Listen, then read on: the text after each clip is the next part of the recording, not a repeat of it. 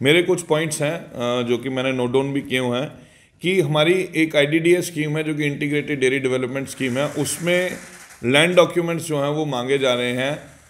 कई लोग 71 के जो हैं वो डिस्प्लेस्ड लोग हैं जिनके पास की एक्चुअल में जो है वो गिरदौरियाँ उनकी हैं, लेकिन कागज़ जो हैं वो लॉटी हैं, वो कागज़ उनके पास रजिस्टर्ड लैंड नहीं है, तो उसके लिए उनके पास जमाबंदियाँ नहीं है, तो वो काफ़ी मुश्किल आ रही है। तो मैं गवर्नमेंट से चाहूँगा कि इसमें रिलैक्सेशन दी जाए ताकि वो कोई ऐसी रेंट डीड बना करके इसको जो है आईडीडीएस स्कीम को अवेल कर पाएँ। नंबर 2 कि एक फार्मर जिसको कि एक एफिडेविट बनाना है उस स्कीम को लेने के लिए, वो इन्होंने जज से बोला हुआ बनवाने के लिए, जिसमें कि 1000-1500 रुपये खर्चा आ जाता है और वो फार्मर जो है वो आसानी से उसको बना नहीं सकता। तो मेरी प्रशासन से ये रिक्वेस्ट रहेगी कि इसमें रिलैक्सेशन दी जाए। इट शुड बी नोटराइज्ड और by the tehsildar, so that कि वो अपनी अपनी तहसील से उसको बना सके और उसको जज के पास जाने की ज़रूरत ना पड़े और उसमें खर्चा भी उसका कम आता है।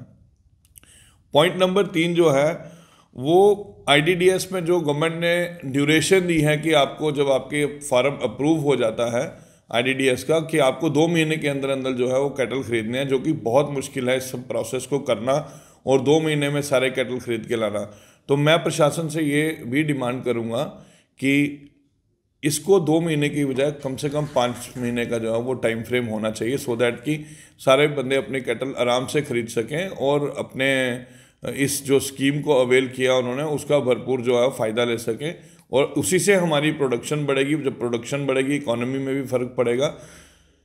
नंबर 4, एक हमारा इंश्योरेंस गवर्नमेंट 5 कैटल्स का जो देती थी वो 2023 में, इस 2023 में वो insurance almost you can say कि 0% अभी हुआ है, कोई खास इंश्योरेंस इस पर नहीं हुआ। तो गवर्नमेंट्स को मैं ये भी रिक्वेस्ट करता हूँ कि इस पर भी थोड़ा सा गौर फरमाया जाए कि इंश्योरेंसेस क्यों नहीं हो रही हैं, और जहाँ 5 गाय के इन्होंने इंश्योरेंस पे सब्सिडाइज कर रखा है तो उसको it should be up to 15 to 20 cattles की 15 से 20 गाय का इंश्योरेंस होना चाहिए।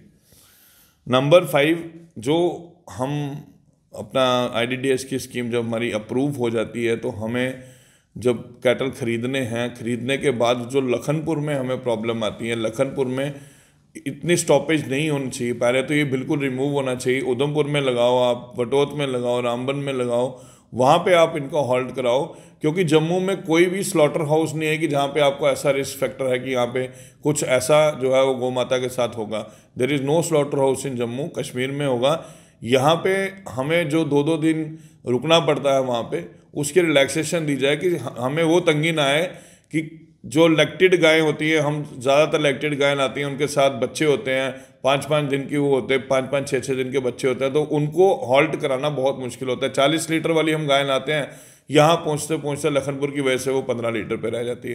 तो मेरी रिक्वेस्ट रहेगी कि इसको जो है इशू को एड्रेस किया जाए और इसमें हमें रिलैक्सेशन दी जाए। टेक 1 अब आपके व्हाट्सएप पर। व्हाट्सएप करिए hi 9728253663 पर।